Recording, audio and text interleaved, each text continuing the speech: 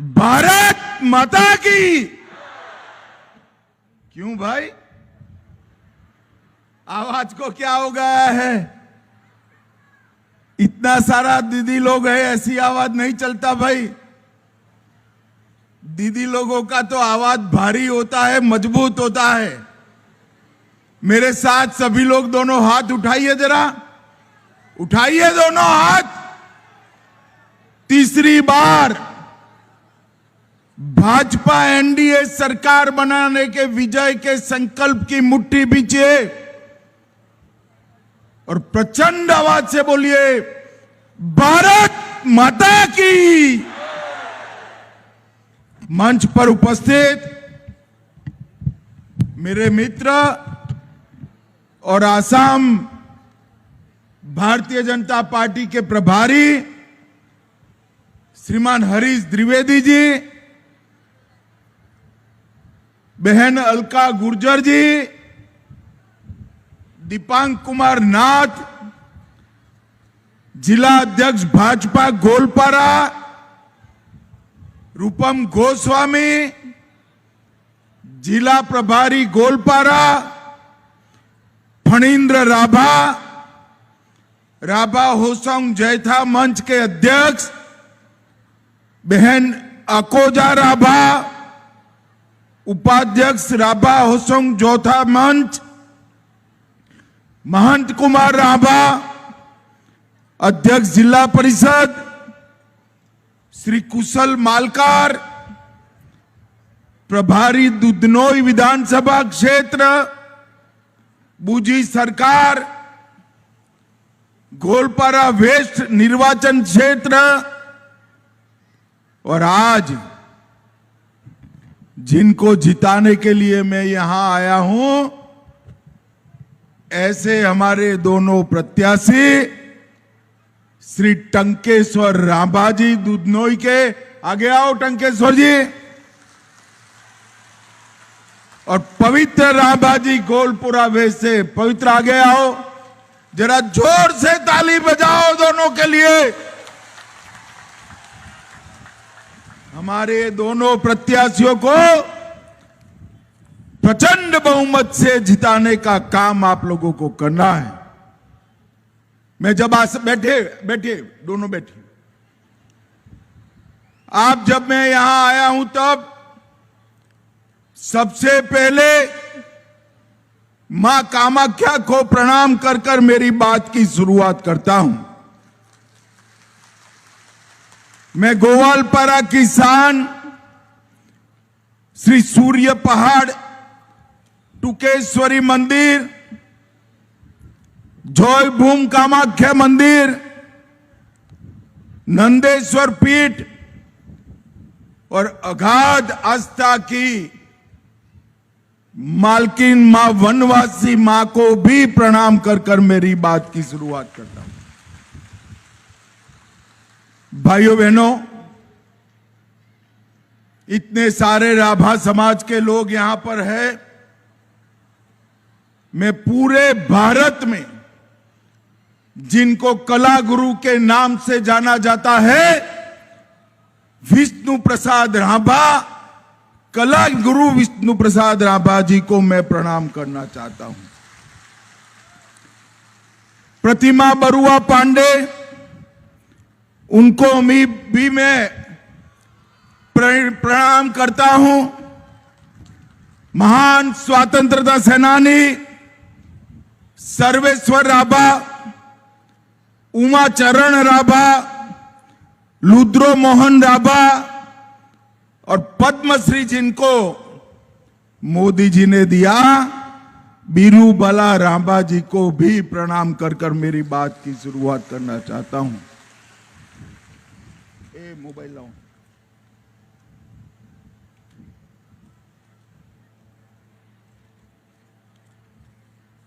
भाइयों बहनों, ये मिनी आसाम है, जनजातियों का प्रदेश है। यहां राभा, बोडो, हाजोंग, बनाई, कोच और चाय बागान के मेरे श्रमिकों से बना हुआ प्रदेश है। ये सभी लोगों को मैं प्रणाम कर कर मेरी बात की शुरुआत करना चाहता हूं। ये कांग्रेस पार्टी ने आज आकर यहां चुनाव लड़ने आते हैं, कभी जनजातियों के कल्याण की बात नहीं करी। 75 साल हो गए थे, मगर कभी कोई भी आदिवासी महिला को राष्ट्रपति उन्होंने नहीं बनाया। केवल मोदी जी ने हमारी बहन द्रौपदी मुर्मू जी को महामहिम द्रौपदी मुर्मू बनाने का काम हमारे नेता नरेंद्र मोदी जी ने किया है। मोदी जी ने आदिवासी समाज के कल्याण का बजट कांग्रेस के जमानों से, आजादी से 2013 तक आदिवासी समाज के विकास का बजट 25,000 करोड़ था। कितना था भाई? जोर से बोलो दीदी लोग, जोर से बोलो, कितना था? जोर से बोलो, कितना? 25,000 करोड़। मोदी जी ने इसको बढ़ाकर 1,38,000 करोड़ करने का काम हुआ। और देश भर के आदिवासी समाज को, जनजातियों को उनकी कला, उनकी संस्कृति, उनका खान पान, उनकी वेशभूषा, उनका संगीत, उनके नृत्य को मोदी जी ने विश्व भर में बढ़ाने का काम किया है। ये दुधनोई नदी जो है ना, इसको दूध की नदी कहते थे, इसलिए दुधनोई नाम पड़ा है। ये दीदी लोग ताली बजाते हैं, मगर डेयरी है एक भी है क्या? आप मेरी बात समझो, ये दोनों लोगों को चुनकर भेज दो। आसाम के हर जिले में एक बहुत बड़ी डेयरी और हर ट्राइब के घर में एक गाय और एक भैंस देने का काम भारतीय जनता पार्टी करेगी। और ये सिर्फ वादा नहीं है। मैं सहकारिता मंत्री हूं, मैं आपको कहने आया हूं, हर ट्राइब की हर माता के घर में एक गाय और एक भैंस देने का काम ये भारतीय जनता पार्टी की सरकार करेगी। भाइयों बहनों, आप मुझे बताओ, घुसपैठियों को रोकना चाहिए या नहीं रोकना चाहिए? अरे जोर से बोलो, रोकना चाहिए या नहीं रोकना चाहिए? अभी हमारे मेघालय में चुनाव था, गारो हिल पर, वहां हिंसा हो गई। क्यों हिंसा हो गई? कि बोली बाली गारो महिलाओं को फंसाकर एक घुसपैठिए शादी कर कर हिल काउंसिल का कब्जा लेने चाहते थे। एक कांग्रेस पार्टी ने असम को घुसपैठियों का अड्डा बनाया। वो दिन दूर नहीं, अगर फिर से उनकी सरकार आएगी तो हमारे ट्राइब के बीच में भी घुसपैठिए घुसेंगे। आप चाहते हैं घुसपैठिए घुसे? जरा जोर से बोलो, चाहते हैं?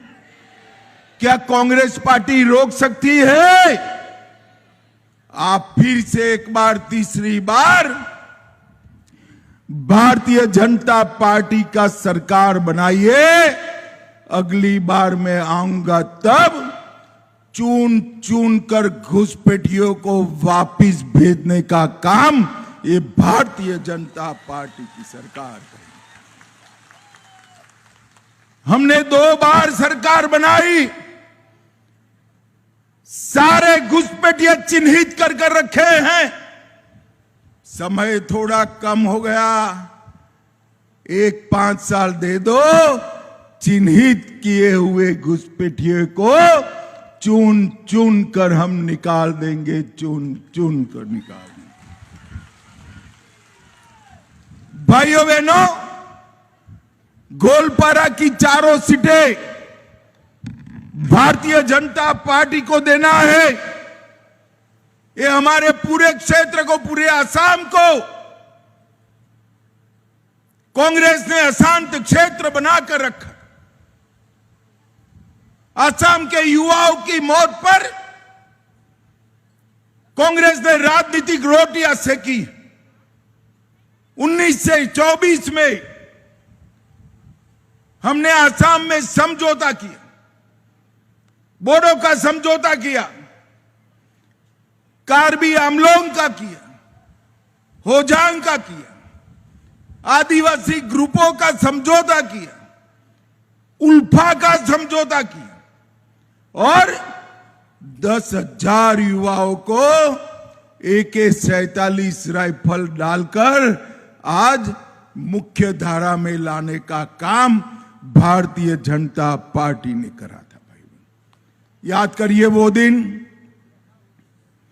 2003 का बामुनदोफा में बस में बम धमाका हुआ था, 10 में IED ब्लास्ट होते थे और 13 में गोंडापारा गांव में अंधाधुंध फायरिंग में युवा मारे गए थे। 2016 के बाद यहां परिवर्तन आया और 19 के बाद एक के बाद एक समझौते कर यहां शांति प्रस्तापित करने का काम किया है। इतनी माताएं बहनें हैं, मैं सभी को पूछना चाहता हूं, अभी कहीं पर बम धमाका होता है क्या? जरा जोर से बोलिए, होता है? गोलीबारी होती है क्या? अगले 5 साल भी नहीं होगी। हमारे दोनों प्रत्याशियों को जिताने का काम करिए। भाइयों बहनों, 90 के दशक की शुरुआत में मैं भी आया था। असम बचाओ आंदोलन विद्यार्थी परिषद का था। मैं गोलापारा में आया था, पुलिस ने लाठी चार्ज किया था और हम नारा लगाते थे, असम की गलियां सुनी है, इंदिरा गांधी खूनी। उस वक्त भी एक कांग्रेस पार्टी असम को अशांत क्षेत्र बनाई हुई थी और 15 साल तक मनमोहन सिंह की सरकार में 10 साल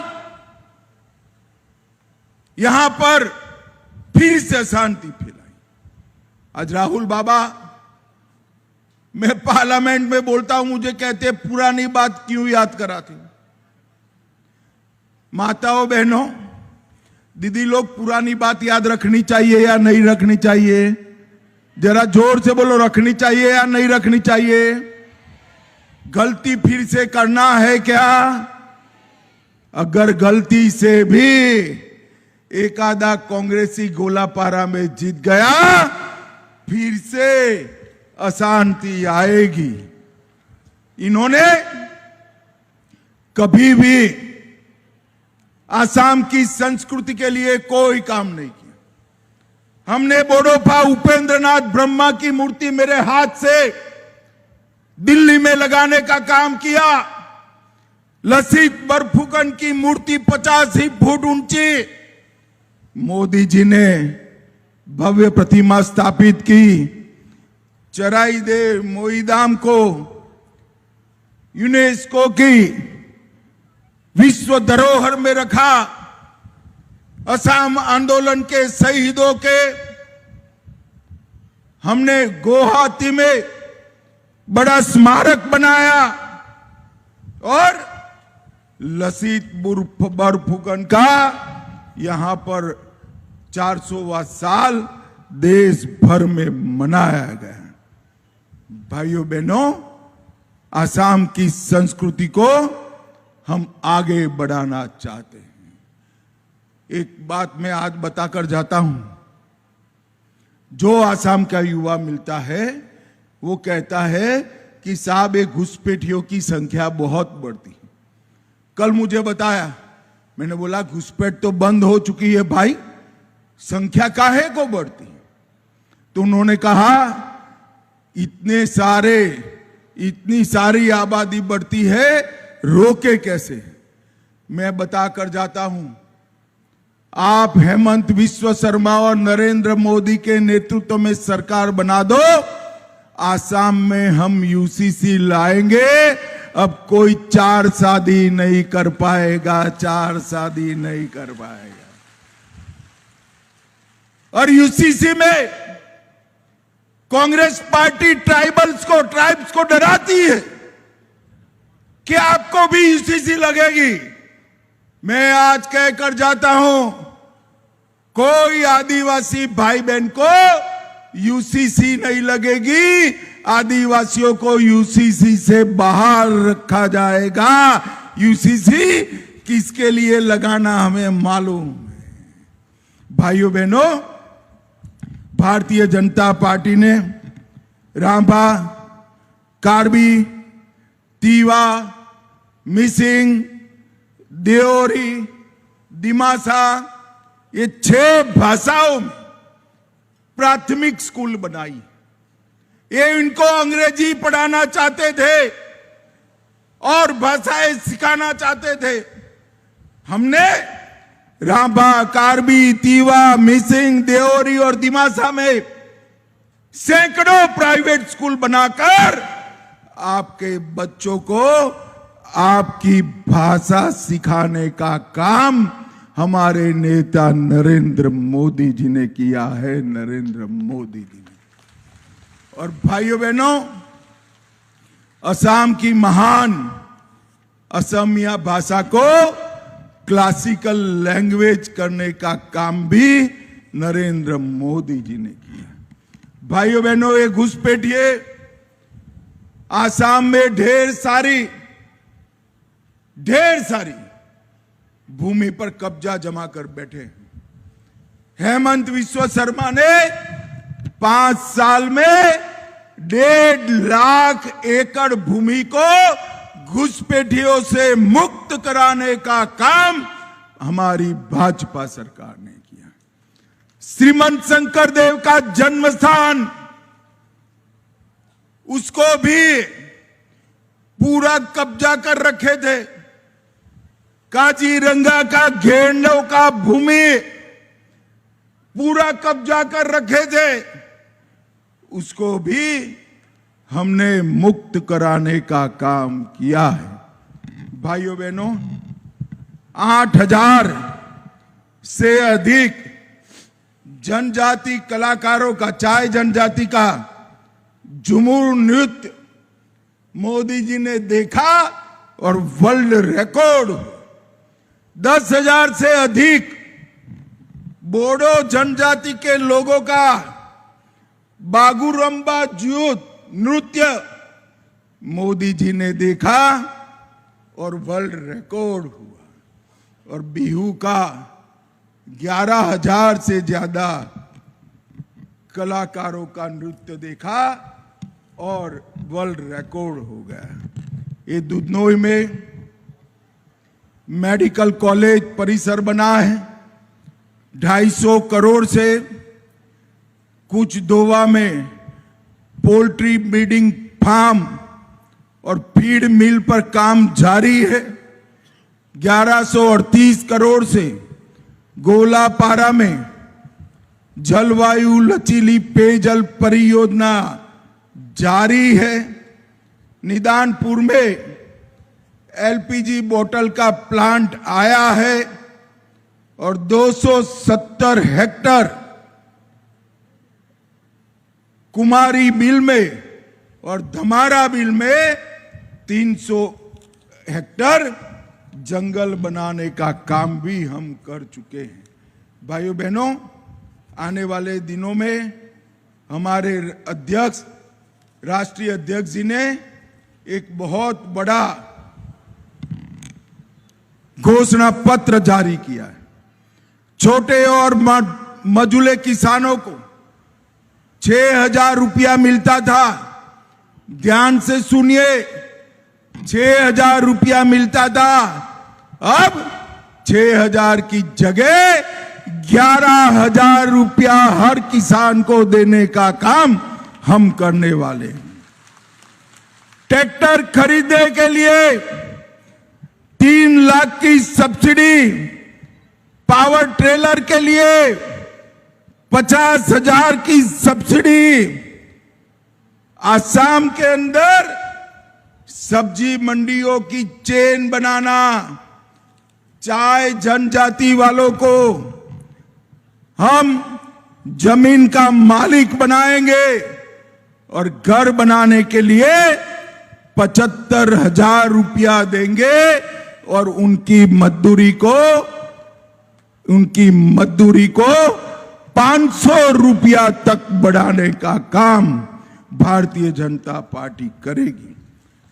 सारे ट्राइब को केजी से पीजी तक मुफ्त शिक्षा देंगे, चावल मुफ्त देंगे, दाल, चीनी, नमक, सरसों तेल रियायती दाम से देंगे। और दीदी लोग जोर से ताली बजाना, हर दीदी लोग को, अरे सुनो तो सही, हर दीदी लोगों को हर महीना 3,000 रुपया नरेंद्र मोदी जी देने वाले हैं। 3,000। असम के विकास के लिए हेमंत विश्व शर्मा जी ने एक बहुत बड़ा रोड मैप बनाया है और ऊपर मोदी जी है, नीचे हेमंत विश्व शर्मा है।